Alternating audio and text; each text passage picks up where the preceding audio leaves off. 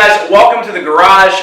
This week we have a shoe review for you. A couple of you have asked me about what shoes I wear and why I wear them, what brands I prefer, this, that, and the other. So I'm going to give you a review of the shoes that I have, the pros and cons of each of them, and let you know what I know and why I feel the way that I do. So Nike is a very popular brand worldwide, but especially in the CrossFit or the gym scene, and the Metcon is their flagship shoe, specifically for CrossFit type stuff. So I've had lots of Nike shoes in the past. My first pair of Metcons were the Metcon 5 UTs, and their UTs, they have this strap over top, which allows your foot to be a lot more secure. And these shoes ran me about $100 when I bought them. And at the time of this video, I believe the Metcon 7s are going to drop in July. So July 2021, I've heard the Metcon 7s are dropping. These are Metcon 5s, so they're a little bit older, but they were new when I got them. So they cost me about $120, and a little bit about the shoe. So the shoe itself is, it's pretty flexible, so it's good for running, and the bottom of the shoe, obviously very flat with a heel lift of about 4 millimeters, and they come with the Hyperlifts, very similar to the Versalifts, that you can stick underneath of the insert in the shoe that give you about an extra 2 millimeters. So your heel sits up off the ground about 4 to 6 millimeters, depending on if you have those lifts in. Very comfortable shoe in terms of material. The top is glued down, so that will wear down over time. Overall, my foot feels pretty secure in the shoe. The only issue that I have is that the toe box is very narrow. I have been struggling with plantar fasciitis for a little while, and more narrow shoes actually kind of cut off blood supply to your fascia, the plantar fascia, and can make those issues worse. My feet could feel kind of sore. My feet felt secure in them, but because they were a little bit more narrowed, I needed to find a different option. The shoes are about 13 ounces. They're fairly light, good for running, good for lifting, a wide base. My feet they're a little bit too narrow for my feet, so I needed to switch over to something different, and so I found the Under Armour Tri-Base Rain shoes. These are the 2s, Tri-Base Rain 2s. The toe box is a little bit wider, so my feet felt more comfortable. You have a good surface with which to grip the ground. The tread is very comfortable, very grippy. It's kind of a synthetic material on top, kind of nylon. It's very breathable, so it's a comfortable shoe. Your feet aren't going to really overheat in them. Not quite as flexible as the Nike, so not my go-to choice for running if I was purely going for a run. The heel lift is about 2 millimeters, so a little bit less than the Nikes, so the shoes are a little bit more flat. What I love about this shoe is they have this heel guard on the back of it, which on the inside is it's like a meshy piece of foam that sits right above your heel, that when you slide into the shoe, your heel feels rock solid, super secure in there. And like I said, the combination of that and the wider toe box, honestly, when I switched over to the Under Armour shoes, this particular Tri-Base Rain 2, a lot of my plantar fasciitis issues went away. The shoe is very, very comfortable, very breathable. Like I said, I feel super secure in it. And this shoe, when I bought it, cost me about $100. And it's been a great shoe. I love this shoe. It's still my #1 go-to shoe. However, they did come out with the Tri-Base Rain 3s. So things that they kept in over from the 2s to the 3s is the heel lift, the offset is still about 2 millimeters. So it's a relatively flat shoe. They kept the heel guard in there that really locks your heel in there. But what they added was this sort of tongue material. It's like a sock-like material that you can slide into very, very easily. And they kept this really stretchy, light material. I think the shoe is down to about 8 ounces, 8 or 9 ounces, and the 2s were about 10. So a little bit lighter than the Nikes and a little bit lighter than the 2s. So overall, this shoe is very, very comfortable. What they have is this sticky sort of material around the top. So it's great for doing things like rope climbs, and it's super comfortable. The toe box is really wide on this shoe as well, so my feet still feel very, very comfortable in there. I've had this shoe for about a month and a half, and so I do the bulk of my training in this shoe because I'm still trying to get used to it, feel it out, see if I like it, see if I don't. Right now, I really like it. Overall, though, if you had to ask me which of these 3 shoes I prefer, the win for me would be the Tri-Base Rain 2s. They are the cheapest out of the 3.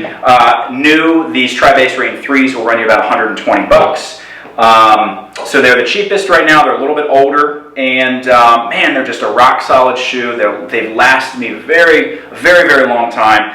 My foot feels secure. They're wide enough so that not only my feet can breathe, but I don't have the plantar fasciitis issues. It's wonderful. So out of those 3, I would go and highly recommend the Under Armour Tri-Base Rains for you. For me, it's all about comfort. When I'm training, I want to be comfortable. I want my foot to be secure, and those shoes accomplish that. So I would recommend those shoes to you. They're not as popular as the Nikes, and what Nike does really well that Under Armour does not do very well is their colorways. With the Nikes, you can customize all of your colors.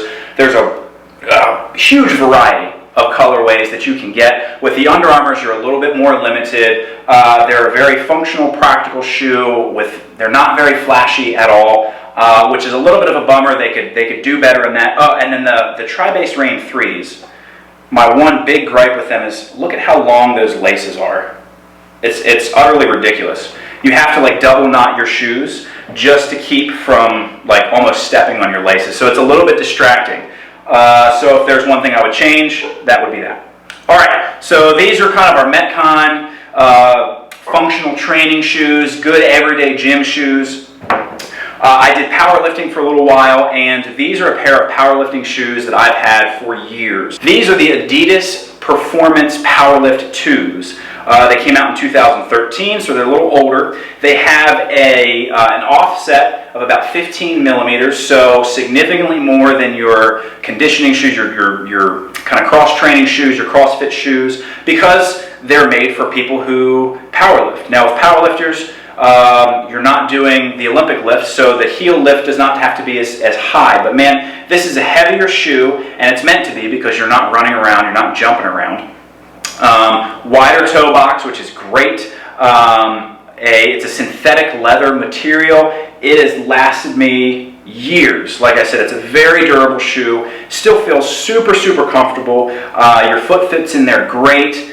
And this shoe will run you, because it's so old, I saw a pair on sale for 60 bucks. I've seen a couple for about 80 bucks. If you do a little bit of looking around and you want a good powerlifting shoe, go with the Adidas Performance Powerlift 2s. Like I said, they're a little bit older, but man, it's a rock solid shoe. Great for powerlifting. I would not recommend these for Olympic lifting. You do not get nearly the amount of offset or heel lift that you would from an Olympic lifting shoe. Now, there are 2 kind of major competitors in this field for shoes, Nikes and Reeboks. These are the Reebok Legacy Lifter 2s. They'll run you about 200 bucks, and they give you a heel lift or an offset of about 22 millimeters. This is a heavy shoe, so I would not recommend wearing these for any sort of conditioning workout or even everyday gym wear. These are shoes that are specifically made for Olympic lifting. The reason the heel lift is so high, the offset is so high, is it allows you greater ankle flexibility. It kind of compensates for a lack of ankle mobility that a lot of people have. And but man, I'm telling you, this shoe is super, super comfortable. It's that synthetic leather material. It's the very thick padding. The cushioning's great on the inside. It's a great shoe for lifting. I've worn the Nike lifters, and I like these a little bit better. The Nikes, again, they do a wonderful job of colors and flash. So if that's what you're looking for, maybe go with the Nikes. But in terms of price and functionality, I like the Reebok Legacy Lifter 2s as my favorite pair of Olympic lifting shoes. Again, these are not to be worn during a metabolic conditioning workout or even just everyday lifting shoes at the gym. These are my Olympic lifters. I wear them when I do strength training, and they're awesome. So these are my shoes. Again, if you're looking for a good powerlifting shoes, Adidas Performance Powerlift 2s, Olympic lifters. Reebok Legacy Lifter 2s. The Nike Metcons were a little bit too narrow for me.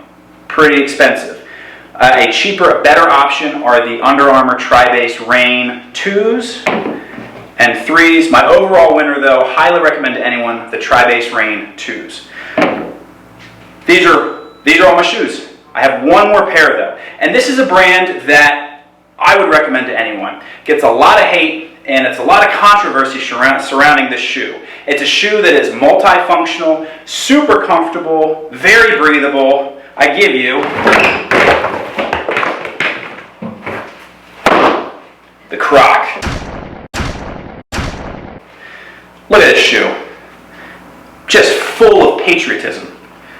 This material, it's waterproof. Got a lot of holes in it, but that's for breathability. It's not to keep water off of you, it's to make you one with nature.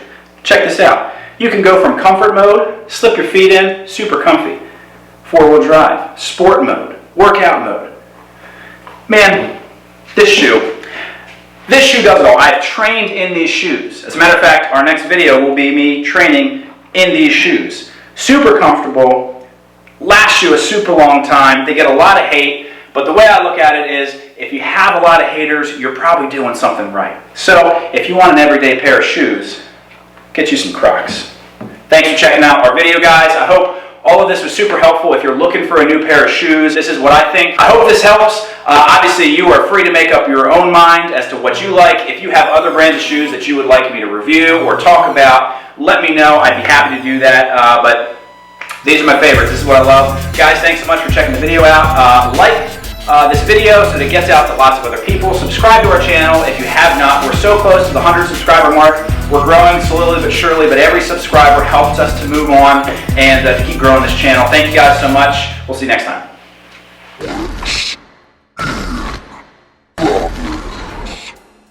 Do you wanna get fit? Don't know where to begin. Come work